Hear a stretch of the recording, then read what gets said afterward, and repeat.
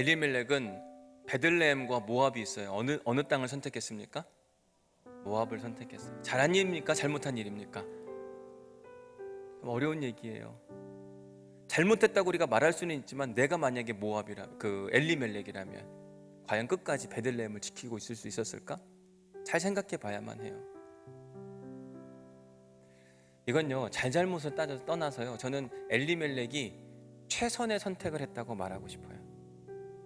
이게 잘했냐 잘못했냐 이런 걸 넘어서요, 그냥 최선, 한 가정의 가장으로서 그가 할 수 있는 최선을 다했다. 왜 그런가? 여러분, 그 당시에 이 흉년이라고 하는 건 아주 심각했기 때문에 사람들이요, 인육이라도 먹어서 살자, 사람을 죽여서 그거라도 먹어서 살자, 이 정도의 심각한 흉년이라면 우리 같아도 베들레헴을 떠나서 모압 땅에 가서 잠시 먹고 살 만한 것들을 좀 구해오려고 하지 않았을까?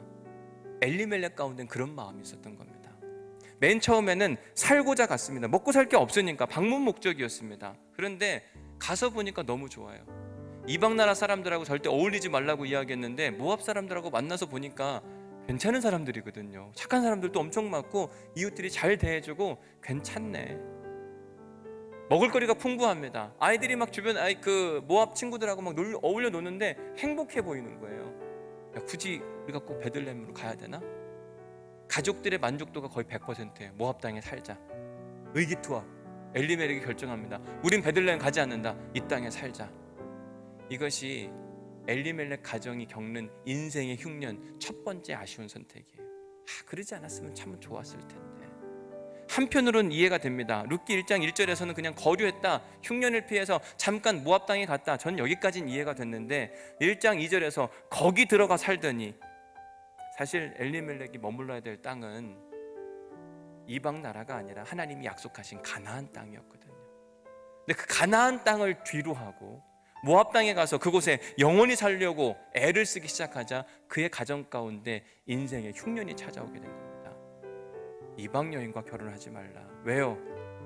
너희들이 그 이방 여인들 때문에 여호와 하나님을 떠나서 큰 일을 당할까 염려가 되노라.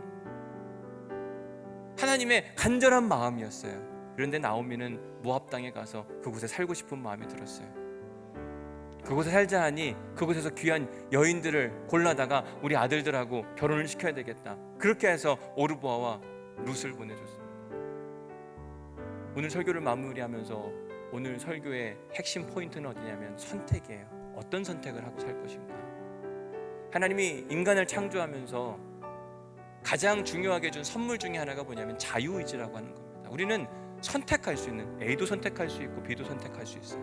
이 사람을 만날 수 있고 저 사람도 만날 수 있습니다. 이 아파트를 살 수도 있고 저 아파트를 살 수도 있어요. 내가 저곳에 시간을 투자할 수도 있고 이곳에 시간을 투자할 수도 있습니다. 선택은 우리의 몫입니다.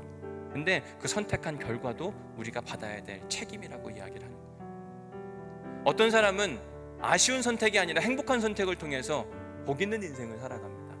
그러나 어떤 사람은 복 있는 인생이 아니라 저주 같은 인생을 살아가게 돼요. 신약 성경에 보면 가룟 유다라고 하는 사람이 있는데, 가룟 유다는 예수님을 은 30냥에 팔아버리는 아쉬운 선택을 하게 됩니다. 예수님이 끊임없이 그의 마음을 자극했습니다. 그러면 안 돼, 그럼 큰일 난다니까. 그런데도 그는 자기 마음을 돌리지 않고 아쉬운 선택에 자기 인생 전부를 걸었습니다. 그 일로 하나님의 아들 예수 그리스도가 죄 없이 십자가에 달려 죽으셨어요. 뿐만 아니라 자기 역시 그 일에 대한 부담감 때문에 극단적 선택, 자살을 하는 아쉬운 인생의 결말을 맞이하게 됩니다. 하나님께서 2020년 7월 둘째 주일을 보내는 우리에게 너는 너희에게 주어진 자유의지, 선택의 결정에 어떠한 혹시나 아쉬운 선택을 하도록 너는 살진 않았는가 점검하라고 이야기하는 거예요.